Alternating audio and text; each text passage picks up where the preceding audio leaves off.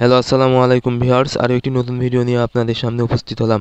আজকের ভিডিওতে মূলত আমি আলোচনা করব আপনারা যারা দেশি মুরগি পালন করেন, দেশি মুরগির বাচ্চা ফোটার পরে যেন একটিও মারা না যায়, সেক্ষেত্রে আপনারা প্রাকৃতিকভাবে কি কি ব্যবহার করতে পারেন।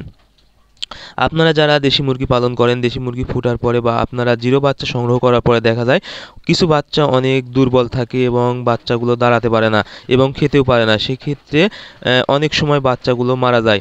তবে আপনারা যদি প্রাকৃতিকভাবে কিছু জিনিস ব্যবহার করেন তাহলে কিন্তু এই বাচ্চা একদম সুস্থ থাকবে। সেক্ষেত্রে আপনারা যখন বাচ্চা ফুটবে তখন সর্বপ্রথম পানি ব্যবহার করবেন, তারপরে খাবার দিবেন এবং পানির সাথে আপনারা ইমিউনিটি বুস্টার যে কোনো কোম্পানির লাইসোভিট যদি ব্যবহার করতে পারেন তাহলে মুরগি কিন্তু খুব দ্রুত সুস্থ হয়ে যাবে।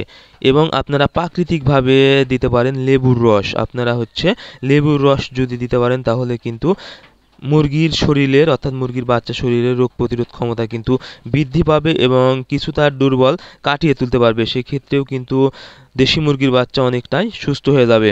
এজন্য বাচ্চা ফোটার পরে আপনারা অবশ্যই 3 দিন অন্তত এই লেবুর রস চালাবেন এবং অথবা আপনারা লাইসোভিট এআইবি এই জাতীয় ওষুধ যদি ব্যবহার করতে পারেন তাহলে কিন্তু দেশি মুরগির রোগ প্রতিরোধ ক্ষমতা বেড়ে যাবে এবং যেগুলো দুর্বল বাচ্চা থাকবে এগুলো একদম সুস্থ হয়ে যাবে।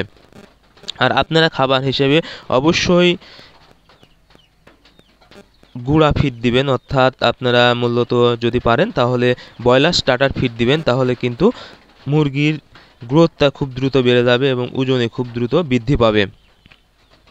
আর আরেকটি বিষয় সেটা হলো আপনারা যখন বাচ্চা একটু বড় হবে সেক্ষেত্রে আপনারা প্রাকৃতিকভাবে রসুন এবং কালো জিরা এই দুইটা জিনিস যদি ব্যবহার করতে পারেন তাহলে কিন্তু আপনাদের মুরগি দীর্ঘদিন পর্যন্ত সুস্থ থাকবে। রসুন মূলত মুরগির শরীরে বিভিন্নভাবে অ্যান্টিবডি তৈরি করে, অর্থাৎ যে রোগ জীবাণু হয় এই রোগ জীবাণুর বিরুদ্ধে কিন্তু এই অ্যান্টিবডিগুলো ভালোভাবে কাজ করতে পারে। তাছাড়া সর্দি এবং ঠান্ডার হাত থেকে কিন্তু এই রসুন অনেক কার্যকারী কাজ করে থাকে। এজন্য আপনারা যদি নিয়মিত রসুন ব্যবহার করতে পারেন 1 গ্রাম 1 লিটার পানিতে একদম পিষে ভালোভাবে, তাহলে কিন্তু এই দেশি মুরগির বাচ্চা কিন্তু বিভিন্নভাবে বিভিন্ন রোগ জীবাণু থেকে রক্ষা পাবে।